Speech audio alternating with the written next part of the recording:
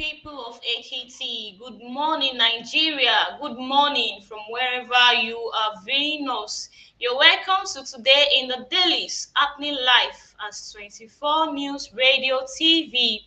My name is Bukola Comfort, and I'm not alone. I'm with Ayuba Karina Wari. Thank you for joining us today. We have the following newspaper with us. I have the Vanguard, I have the Leadership newspaper. and I have the Nation newspaper. I have the Punch newspaper. Thank you for joining us. From the Vanguard newspaper, we have far-reaching reform coming. Aisan Muhammad vows. NSIA gross assets to $3 billion. Tax law altering legislation through official gazettes. Illegal lawyers. And from the Leadership newspaper here, it says commission 30,000 pensioners to receive free healthcare in Q1 2026. It says reps okay electronic transmission of results. Author of book on Buhari claims cabals exist in Tinubu's administration too. Nigerian Air Force C-130 crew continues mission after Burkina Faso release.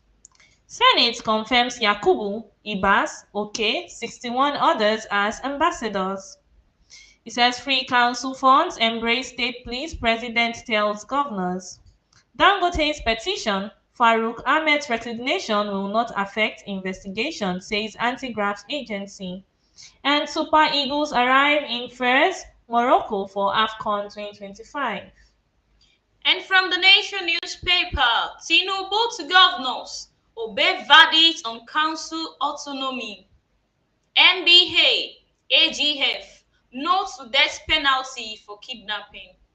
Court dismisses Malami's bail application. Nigerian Air Force officer leave Burkina Faso to Portugal.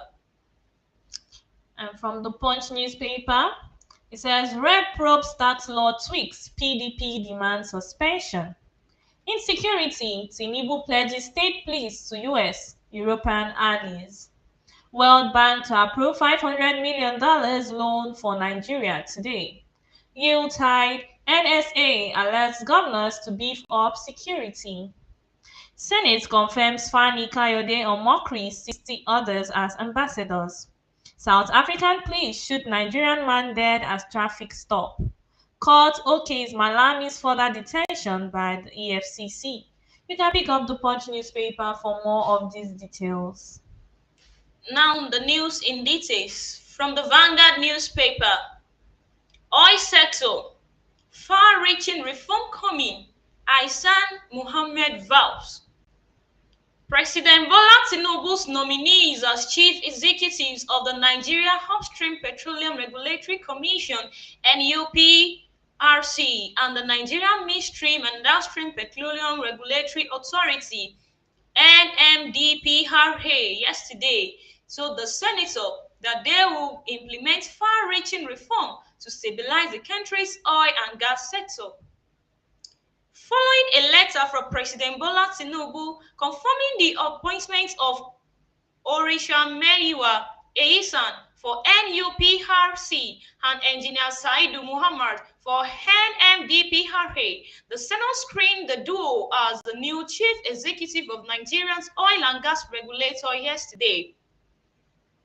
The Nigerian oil and gas industry faced a major shakeup on Wednesday following resignation of the chief executive NMDPRA, Farouk Ahmad, amid allegations of corruption and the counterparts in the NUPRC, Benga Komolafe. Komolafe and Farouk Ahmed were appointed in 2021 after the Petroleum Industry Act (PIA) came into force. Oil sector, far-reaching reform coming. Aisan Muhammad vows. For more details on this news, you can pick up the Vanguard newspaper. And from the Punch newspaper this morning, the major headline reps probe tax laws tweaks, PDP demands suspension. The House of Representatives on Thursday constituted an ad hoc committee to probe the alleged discrepancies in the tax reforms passed by the Parliament and the official gazetted copy currently in circulation across government agencies. This was as the People's Democratic Party demanded that the federal government further shift forward by 6 months the January 1st, 2026 take-off of the new tax law. The opposition party said the shift became important following an alleged illegal alteration made to the law passed by the National Assembly. The PDP added that the 6 month shift would allow enlightenment campaigns on the new act. President Bola Tinubu recently signed four major tax reform bills into law, marking what Nigerian government has described as the most significant overhaul of Nigeria's tax system in decades. Rare probes tax law tweaks. PDP demands suspension. You can pick up the Punch newspaper for more details. Still, Yeah, in as much as these tax laws are good and it will help like the tax system in Nigeria, I also think they should go with what the PDP party is saying by shifting it at least for like 6 months while educating the people, enlightening us on the new act, on what it comes with, and not just start the law immediately, January first, when a lot of people don't actually know what the law is about and how to go about this tax issue, because tax is really like really important because it involves our money, so we really need to know what is involved, don't you think so? yes, we really need to, and we hope the governor and the government review the Yes. starting date. Yes. Still on the tax law issues, this news is coming from the Vanguard. Altering legislation through official gazettes, illegal, lawyer.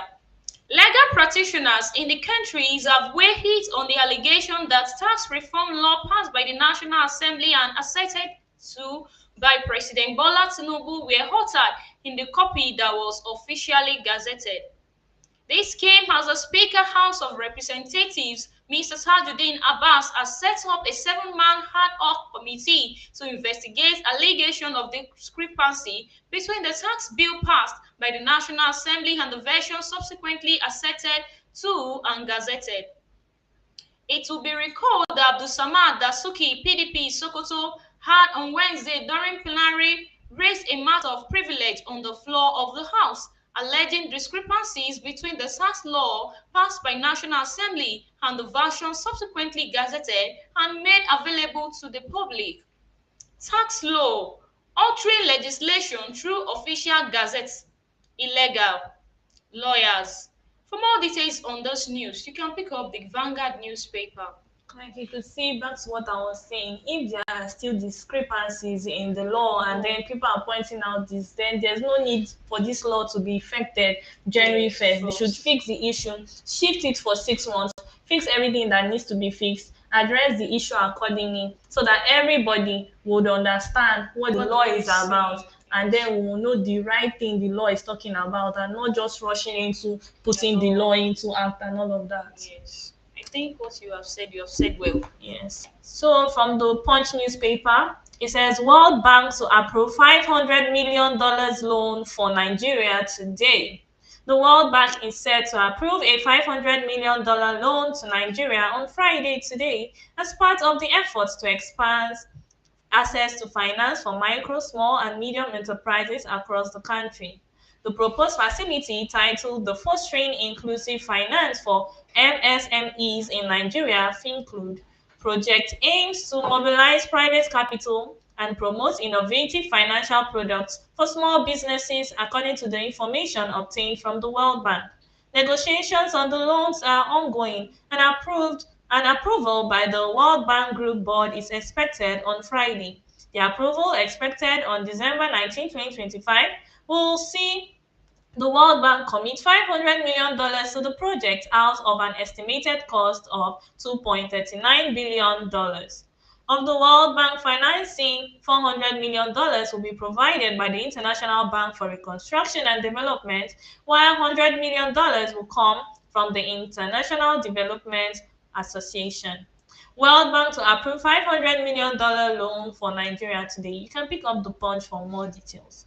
Are you sure this is not a wrong move? Why are they still approving to Many loans? loans.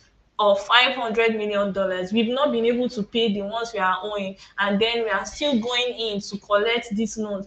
And then before you know, you will hear that the government is removing subsidy because they cannot pay off these loans. The government is doing this. They are demanding tax from even the poor because they cannot pay off these loans. Who sent them to go and take such amount of loan? And why are we still taking loans instead of us fixing maybe our agricultural sector or fixing our refinery sector, our oil sector, to produce income for the country? What is this loan going to be used for? I think that's why they want to effect the tax on us. Mm. Because if not, I don't know where they want to see the money to repay the Wage loan loan back. back. So I think maybe it's from the tax generated that they want to pay. I That's feel not this a a good wrong one. move, yes, Yes. because we've not paid off the loans we are owing. We are still going into this much debt. Ha, this is serious. All right. Tinubu's to governors obey verdicts on council autonomy. This news is coming from the Nation newspaper. It is time to fully comply with the Supreme Court judgment on financial autonomy for local governments, President Bola Ahmed Tinubu admonished governors last night. He urged them to brace for the implementation of state police as a penance to insecurity. The president spoke during a national caucus meeting on the All Progressive Congress (APC). The governor of the APC, along with party leaders, attended the meeting at the presidential villa. The caucus is usually a prelude to the National Executive Committee (NEC) meeting, which will be held today. Tinubu to governors: obey verdict on council autonomy. For more details on this news, you can pick up the Nation newspaper. And from the leadership newspaper, it says commission 30,000 pensioners to receive free health care in Q1 2026. No fewer than 30,000 retirees selected from the six geopolitical zones of the country are expected to benefit from the new free pension industry healthcare initiative, PenCare. The pilot stage of this initiative is scheduled to take off in the first quarter of 2026, even as it is expected to be co-funded by the National Pension Committee (PENCOM) and the Pension Fund Administrator (PFAs) in the country.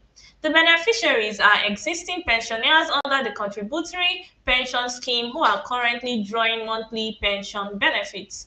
Speaking at the 2025 annual PENCOM media retreat in Ikeja, Lagos on Thursday, the Director General of PENCOM, Mrs. Omolola Olowuranran, said the scheme is aimed at ensuring pensioners live a good life in retirement, remain fit and healthy, and enjoy longevity, stating that the living conditions of retirees adhere to the regulatory body and indeed the entire pension industry. She added that every initiative embarked upon by her administration is geared towards adding value to retirement savings accounts (RSA) holders and retirees, one of which is the free health insurance scheme.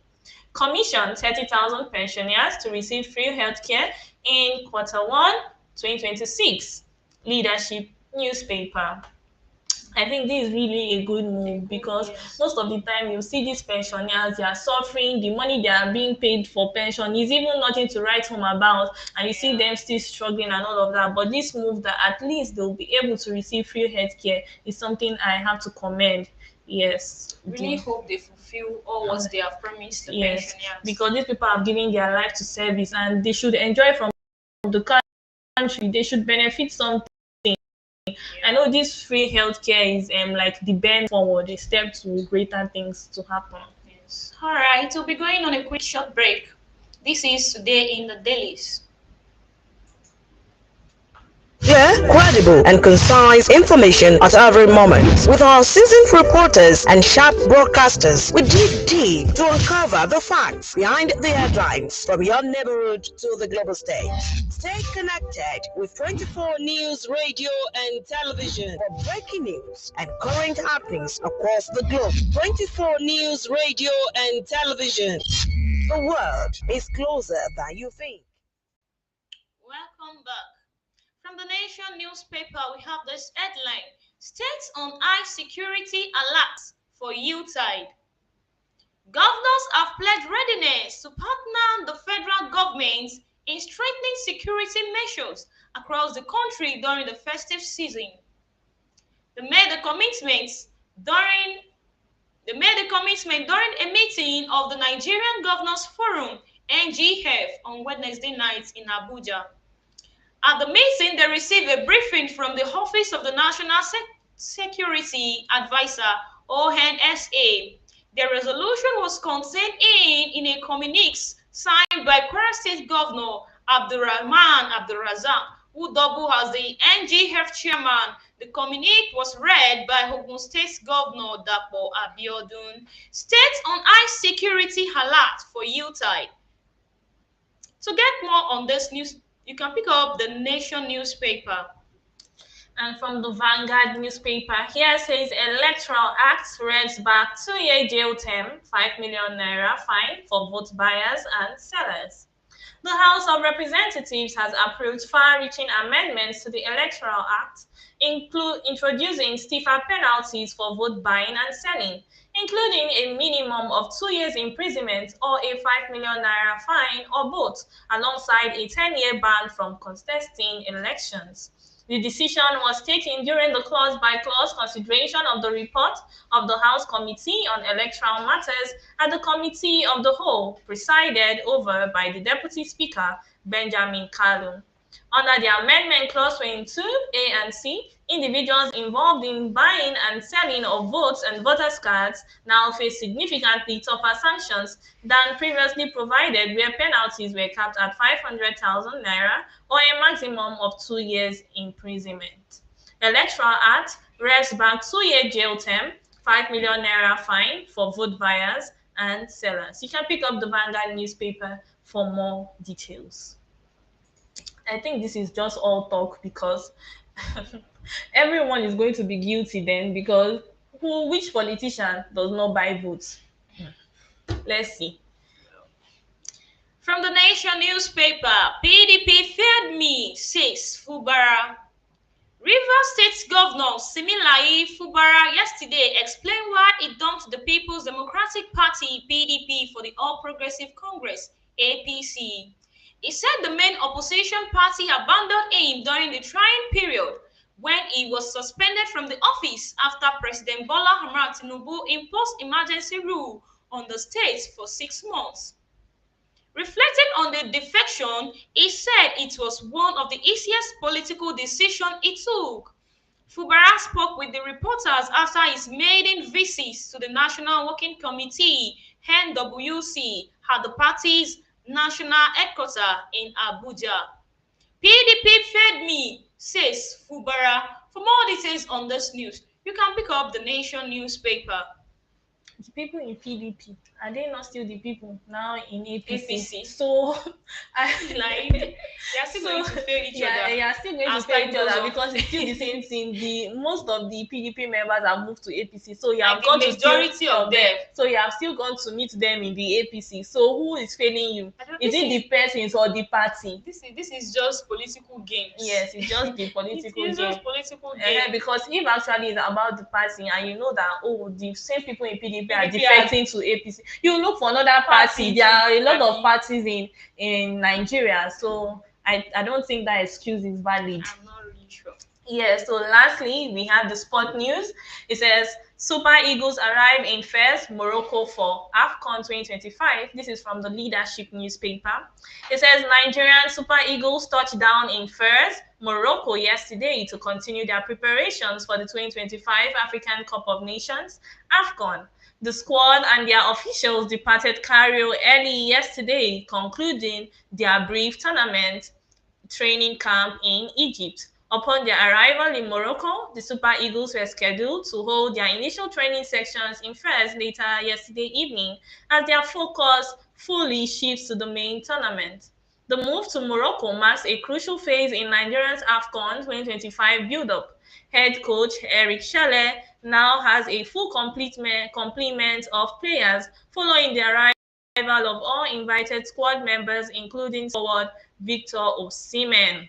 The three-time African champions have been drawn in Group C alongside Tanzania, Tunisia, and Uganda. Eric Chele's side will face the Taifa Stars of Tanzania in their opening fixture next Tuesday before playing Tunisia's Carthage Eagles on 27th December and Uganda's Cranes on 30th December. All of the Super Eagles matches will be played at the Grand Stade de Fez. Super Eagles arrive in Fez, Morocco for AFCON 2025. You can pick up the Leadership newspaper for more of these details. This brings us to the end of Today in the Dailies newspaper. Thank you for tuning in and listening to Today in the Dailies. I am Aiba Karina Awari and I'm Bukola Comfort. have a beautiful day ahead. See you tomorrow, this same time, on this same platform. Bye. 24 News Radio and Television, your trusted companion for real-time updates, expert analysis, and compelling conversations. We bring the world closer to you with clear, credible, and concise information at every moment. With our seasoned reporters and sharp broadcasters, we dig deep to uncover the facts behind the headlines from your neighborhood to the global stage. Stay connected with 24 News Radio and Television for breaking news and